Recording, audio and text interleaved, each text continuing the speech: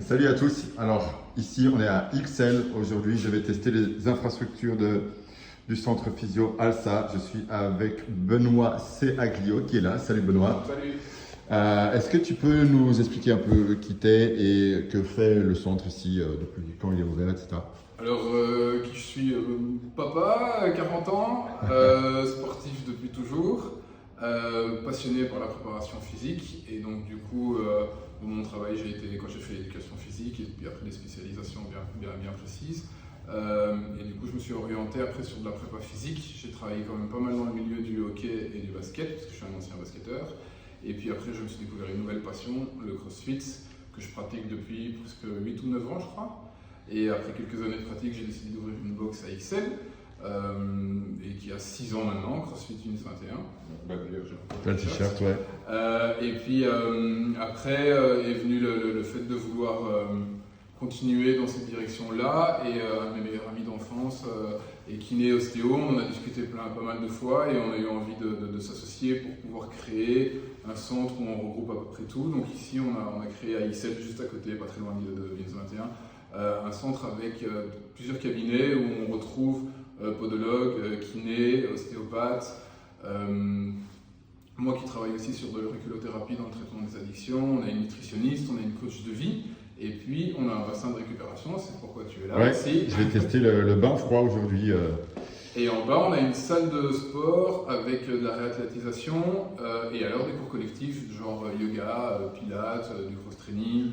On a aussi de la marche qui va se mettre en cours, on a de la course à pied, voilà, on est en train de développer au fur et à mesure. Et le but, on avait des podologues aussi. Donc vraiment le but c'est quand il y a quelqu'un qui rentre, on puisse lui proposer le plus maximum de services et qu'il soit encadré et qu'on puisse le suivre tous ensemble pour vraiment l'aider à aller le plus loin possible. On fait un petit tour ici de l'étage, Avec plaisir. en vitesse, hein, tu me montres un peu les pièces. Donc voilà. ici on a un des premiers cabinets. Cabinet, yes. Voilà, on en a un deuxième.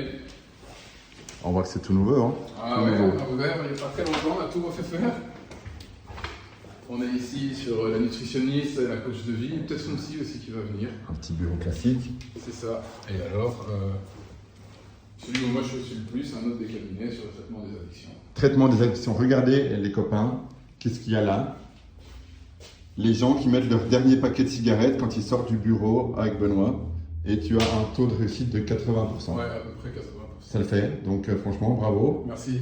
Belle activité, beau why, ça me fait beaucoup. À mon avis, on creusera un petit peu le sujet dans un autre contexte. Avec grand plaisir. Et on va voir le bain froid. Allez, Allez. on est go. Et alors ici, on Il rentre fait chaud et humide. sur le bain. Ah oui, il a encore presque perdu 1 degré, le ça. salaud. Ok, il m'attend avec impatience. Je fais pause. Voilà, ici, on arrive à la salle de torture. C'est marrant, Ça c'est de bien-être. ouais, une ancienne banque, du coup les murs sont blindés. Pas de problème de voisinage. Voilà, il y a de quoi faire, hein. Pas mal de place.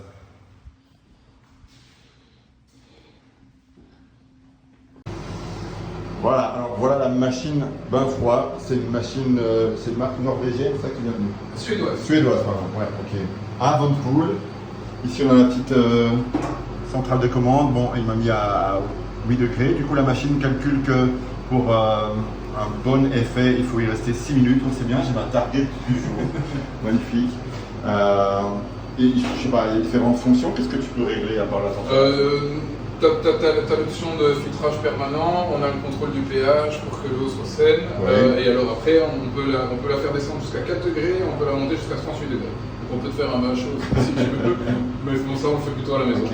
Et niveau entretien, du coup, tu dois peut-être de temps en temps De mettre temps en un petit temps peu je vérifie, alors produit. nous pour l'instant il est plutôt neutre, donc le pH est bon, donc on essaye de mettre le moins de produits possible dedans. Là on a commandé une éponge naturelle parce que ça absorbe aussi genre les huiles qu'on a mis pour quand on fait du sport ou quand on a pouvoir purifier l'eau le plus possible.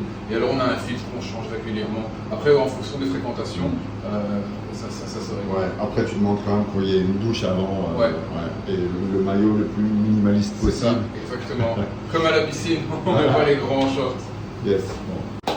Voilà, c'est le moment tout attendu. Chaque fois, c'est un peu au niveau mental un peu chaud, enfin, c'est le cas de le dire. Ça reste compliqué, même si on fait ça souvent, le moment d'y aller, ben, il y a quand même une petite résistance. Donc toujours la même chose, on fixe sa détermination, on prend quelques expirations, longue expiration, on rend sur une expiration.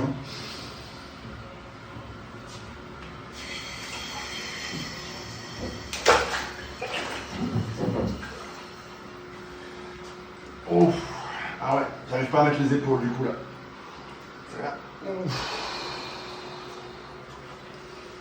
Ah, ça va faire du bien parce que j'ai pas mal de courbatures ces derniers temps.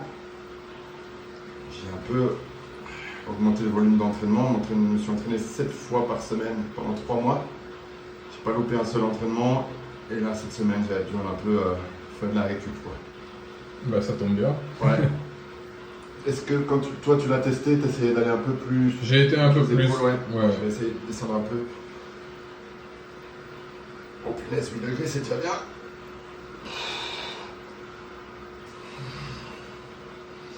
On n'a pas lancé le timer.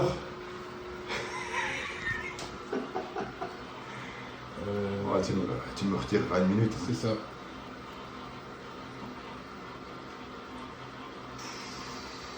C'est vrai que c'est encore temps. Ouais.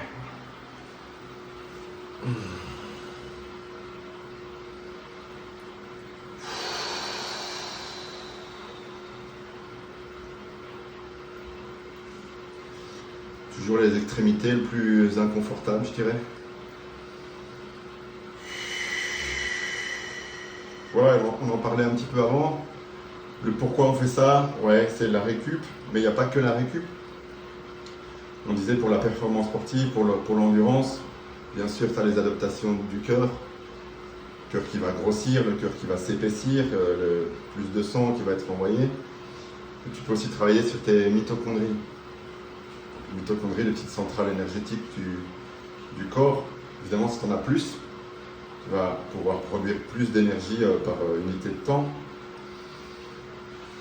Il faut qu'elle soit en bonne santé aussi. Et le foie travaille sur les deux. Le foie permet d'augmenter le nombre de mitochondries et permet d'augmenter leur efficacité.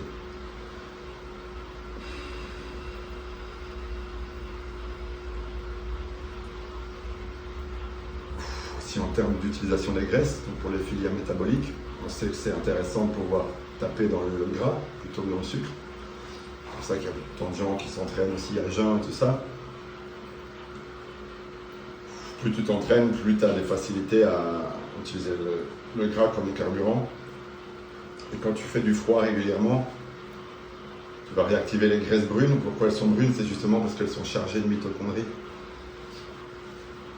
Et du coup, la graisse brune utilise ton gras blanc comme source de carburant. Donc tu deviens plus efficace. Ça, c'est pas suffisamment connu, tu vois. On pense que voilà, le froid, c'est pour la récupération, c'est pour un petit peu gommer, atténuer les douleurs.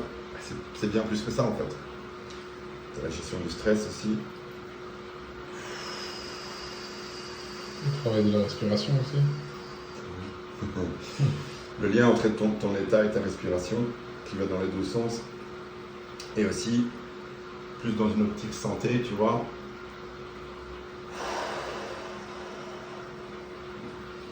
Si tu veux maximiser ta longévité et ta durée de vie en bonne santé, il faut avoir des pratiques et un style de vie qui te permettent de diminuer tes risques de maladies, des maladies modernes, donc maladies cardiovasculaires, cancer. Et ici, il y a quelques semaines, un article qui est passé dans le journal Nature, un des plus grands journaux aux États-Unis par rapport à tout ce qui est scientifique. Et il y a des résultats très encourageants entre le lien entre le froid et la probabilité de développer un cancer. Okay. Donc,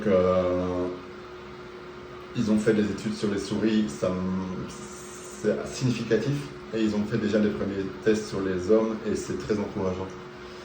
C'est un lien avec l'utilisation du sucre. Donc, quand tu es dans le froid comme ça, les graisses brunes, elles vont aussi utiliser le sucre. Tu as ton sucre sanguin qui baisse, et en fait les tumeurs et les cellules cancéreuses potentielles, elles se nourrissent de sucre. Et donc si tu as déjà une tumeur et que tu veux essayer de la faire partir, ben, diminuer ton sucre sanguin, c'est une bonne idée. Donc ce truc-là marchait encore mieux si tu faisais un régime bas en sucre. Ok. Donc, à suivre tous ces tests-là. Et globalement, voilà, on diminue l'inflammation. On sait que l'inflammation est une des causes principales de presque toutes les maladies. Donc là, oui, l'inflammation, il y a deux axes. Tu as l'inflammation ponctuelle qui est nécessaire pour guérir une blessure, ça tu connais. Mais tu as aussi, si tu as une inflammation de base qui est haute toute l'année, là c'est un problème, il faut la faire descendre. Tu dois avoir une alimentation qui n'est pas inflammatoire, tu dois avoir un style de vie qui n'est pas inflammatoire. Et ben, le froid permet de faire baisser ton niveau d'inflammation.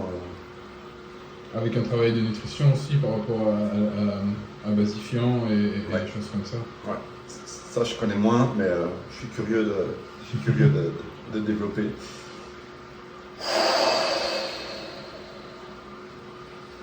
Voilà, on arrive au bout. Hein.